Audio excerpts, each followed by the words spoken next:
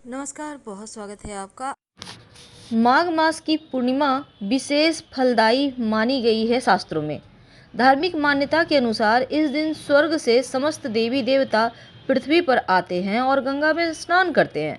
इसलिए इस दिन के पूर्णिमा तिथि पर गंगा स्नान या किसी पवित्र नदी में स्नान करना बहुत शुभ माना गया है।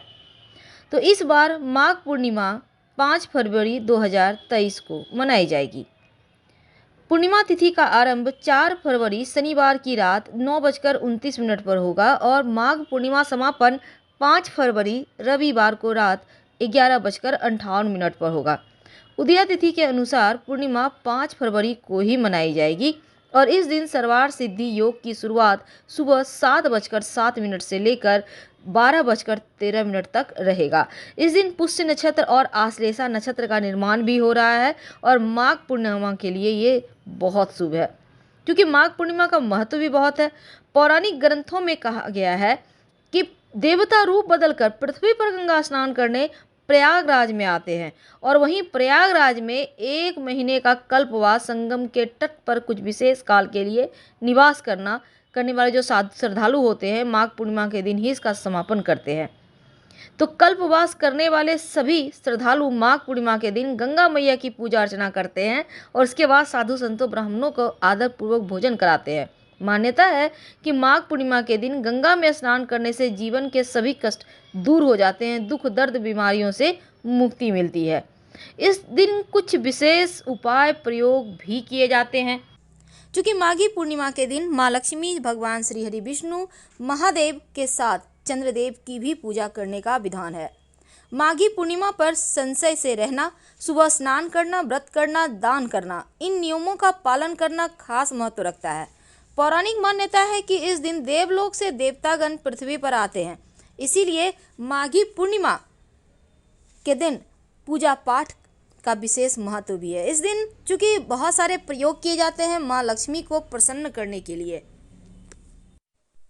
पुराणों के मुताबिक पूर्णिमा के दिन दान करने से अश्वमेध यज्ञ के इतना फल की प्राप्ति होती है, इसीलिए इस दिन जितना संभव हो सके दान जरूर करें और पूजा के समय 11 कौड़ी माँ लक्ष्मी के सम्मुख जरूर रखिएगा और 11 ना हो तो एक ही कौड़ी रख दें, लाल कपड़े पर रखें और हल्दी से हल्का तिलक कर दें और फिर माँ लक्ष्मी को तिलक करें। इसके बाद शाम में या अगले दिन इस कौड़ी को उसी लाल कपड़े में बांधकर धन के स्थान पर रख दें तो धन बढ़ता है।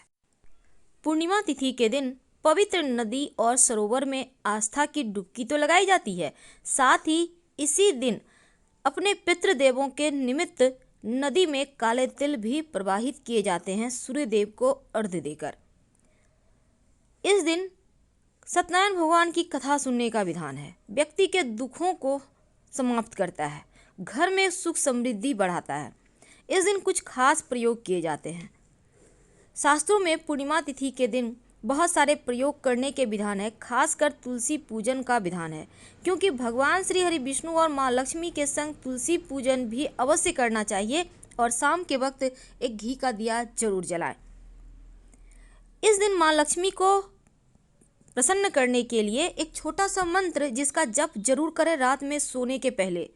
ओम ह्रीं श्री क्रीं क्लीं श्री लक्ष्मी मम गृहे धनपुरे चिंताए दूरे दूरे स्वाहा। तो ये मंत्र माँ लक्ष्मी को बुलाने का है। हालांकि हम डिस्क्रिप्शन में विस्तार से दे देंगे, आप जरूर इस मंत्र का जप कीजिएगा रात में सोने के पहले कम से कम 5 बार या 13 बार। घर के मुख्य दरवाजे पर उम्मीद है आपने अभी तक स्वस्तिक का चिन्ह जरूर बनाया होगा और आम के पत्तों का तोरण भी लगाया होगा। नहीं लगाया है तो शाम तक जरूर कर लें, क्योंकि घर में सुख शांति समृद्धि इसी से बढ़ती है और निगेटिव ऊर्जा दूर रहती है। धनिया, सूखा धनिया, याद रखिए सूखा धनिया और मिश्री या चीनी के दाने का भोग लगाइए। बाद में इसको प्रसाद के रूप में पूरी परिवार के साथ खाइएगा। आप चाहें तो धनिया की पंजीरी बनाकर भी भोग लगा सकते हैं। थोड़ा सा लगाइएगा ताकि प्रसाद में खा के वो खत्म हो जाएगा। अगर बच जाता है तो पौधे में डाल दें, उसका पेड़ उगाएगा, फिर आप पेड़ को मजे से खाइए, कोई दिक्कत नहीं है। धनिया की पत्ती का खाना बनाने में यूज कर सकते हैं। तो आप अगर दीपावली के दिन, चूंकि आपने धनिया बोया होगा और उसका पेड़ भी निकल रहा होगा, क्योंकि हमारे यहाँ तो निकल रहा है, तो आपके यहाँ भी निकल रहा होगा। नहीं निकल रहा है तो आज के दिन आपके पास एक मौका है धनिया को फिर से बोने का। तो आप सुबह में ही इसको जल में भिगोकर रख दें, धनिए के बीज को, और मिट्टी को गीला करके रखिएगा अपने गमले में या आंगन में। फिर आप शाम के वक्त या शाम के पहले 3-4 बजे लगभग आप इस धनिया को अपनी क्यारी में बो दीजिए। और बोने के बाद बैठकर मत बोइएगा, खड़े खड़ या थोड़ा झुक कर बोइएगा। मिट्टी को हल्का सा कवर कर दें, नियमित रूप से हल्का हल्का पानी के छींटे डालते रहे, वो पेड़ उगाएगा। तो आप फ्रेश धनिया भी बो सकते हैं, धनिया का बीज भी बो सकते हैं। लेकिन इस दिन धनिया के 3 प्रयोग किए जाते हैं जो जीवन के मुश्किलों से आपको बाहर निकालेगा, जीवन के हर कठिनाइयों से आपकी रक्षा करेगा। पहला प्रयोग तो है कि एक मिट्टी का बर्तन ले लें, उसमें थोड़ा सा धनिया, एक सिक्का रख दें, उसमें थोड़ा पानी डाल दें और इसको रहने दें पूरे पूर्णिमा के दिन रात, यानी पूर्णिमा के अगले दिन। इस धनिया को अपने घर के गमले में बो दें, सिक्के को पास में रख लें, लाल कपड़े में बांधकर संभाल कर, और जो आपने दिया है उसको, दिया को आप कोई भी यूज में कर सकते हैं या संभाल कर रख लें, फिर अगले बार उस दिया को फिर से प्रयोग कर लीजिएगा। दूसरा प्रयोग, जीवन में मुश्किलें बढ़ गई हो, परेशानियां बढ़ गई हो, तो हनुमान जी के मंदिर में जाकर थोड़ा सा धनिया उनको अर्पित कर दें। और जो भी आपकी मुश्किल है हनुमान जी से कह दें, आपकी जो भी मुश्किल है, आपको धन चाहिए, नौकरी चाहिए, विवाह होना है, अपना मकान चाहिए, स्वास्थ्य चाहिए, जो भी चाहिए, हनुमान जी के मंदिर में अर्पित करने के बाद धनिया उनसे प्रार्थना करें कि प्रभु हमारे कष्ट दूर करें। कुछ ही दिनों में आपकी परेशानियां समाप्त हो जाएगी। जब आपकी मन्नत पूरी हो जाए, समस्या समाप्त हो जाए, आपने जो मन्नत मांगी थी वो पूरी हो जाए, तब फिर से आप हनुमान जी को जाकर धनिया का भोग लगा दीजिएगा, तो आपकी मन्नत भी उतर जाएगी। वैसे आप धनिया के साथ मिश्री भी डाल सकते हैं, वो और अच्छा होगा। व्यक्ति की ख्वाहिश होती है, हर व्यक्ति की जीवन में सौभाग्य बना रहे, तब नर और नारायण यानी भगवान श्री हरि और माँ लक्ष्मी एक साथ जिसमें तस्वीर में हो, एक ही साथ जिसमें हो।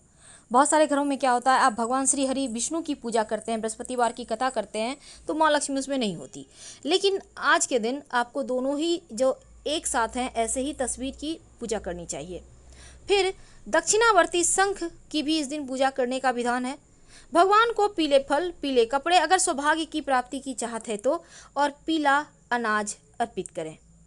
पीला अनाज में आप गेहूं अर्पित कर सकते हैं, और ऐसा करने से सभी चीज़ों का दान कर दीजिएगा। जीवन में सुख, संपत्ति, समृद्धि बढ़ती है। आप चाहते हैं जॉब अच्छा चले, व्यवसाय में आपकी बरकत हो, धन संबंधी समस्याओं को दूर करने के लिए आप तुलसी की पत्ते के माला बनाकर श्री हरि के गले में पहना दें, तो आपके धन संबंधी कष्ट दूर हो जाएंगे। और शंख से ही जल उनको अभिषेक कीजिएगा, जलाभिषेक, ये बहुत ज़रूरी है। अब एक खास प्रयोग, संतान अगर नहीं हो पा रही है, संतान की मन्नत आप चाह रहे हैं आपकी संतान हो जाए, तब भगवान विष्णु के बाल स्वरूप की पूजा करें। आप राम जी के भी बाल स्वरूप की पूजा कर सकते हैं, और उनको माखन मिश्री, भगवान श्री कृष्ण की भी पूजा कर सकते हैं, और माखन मिश्री का भोग लगाइए। बुद्धिमान निरोगी संतान की प्राप्ति होगी, और अगर संतान है तो वो बुद्धिमान होंगे। प्रसाद के रूप में ग्रहण कीजिए, इससे आपके जीवन में सुख सौभाग्य बढ़ेगा, उन्नति होती है, प्रगति होती है। और अगर आप पति पत्नी एक साथ चंद्रमा को अर्घ्य दें तो उनका आशीर्वाद से, देवगुरु के आशीर्वाद से जीवन भर अटूट रिश्ता बना रहता है। क्योंकि अगर आप धन की मुश्किलों से बचना चाहते हैं, आप चाहते हैं धन आता रहे, तब इस और धनिया का तीसरा और अंतिम प्रयोग, देखिए आपके घर में आप चाहते हैं खूब बरकत हो, माँ लक्ष्मी आपके घर में निवास करे, तो एक बात हमेशा याद रखिए, आप धनिया भले ही मसाले में प्रयोग ना करें, हो सकता है आप पाउडर यूज करते हो या नहीं भी खा सकते हो, लेकिन सूखा धनिया थोड़ा सा अपने घर में, अपने किचन में ज़रूर रखें, किसी डब्बे में स्टोर करके उसको ज़रूर रखिए। कुछ ऐसे मसाले हैं जो अपने घर में आप यूज करें या ना करें पर रखना चाहिए, उसमें एक धनिया भी है। दूसरा, धनिया सुख को बढ़ाता है, सौभाग्य को बढ़ाता है। और एक मिट्टी के बर्तन में थोड़ा सा धनिया, अगर आपने दीपावली में प्रयोग किया है तो फिर उसी में थोड़ा सा धनिया आज के दिन और डाल दीजिए, उसी पात्र में। नहीं किया है तो एक मिट्टी के बर्तन में थोड़ा सा धनिया रखकर अपने घर के पूर्व स्थान पे रख दें। इसको आपको न यूज करना है, ना हिलाना डुलाना है, ना हटाना है। अब सफाई करने के लिए हटा भी रहे हैं तो कोई दिक्कत नहीं है, फिर से रख दीजिए। ये धनिया जितने दिन पड़ा रहेगा उतने दिन सुकून रहेगा। जो भी आपके घर के खुशियों को नजर लगा रहा होगा वो धनिया इसको भगाएगा, क्योंकि ये माँ लक्ष्मी का सूचक है।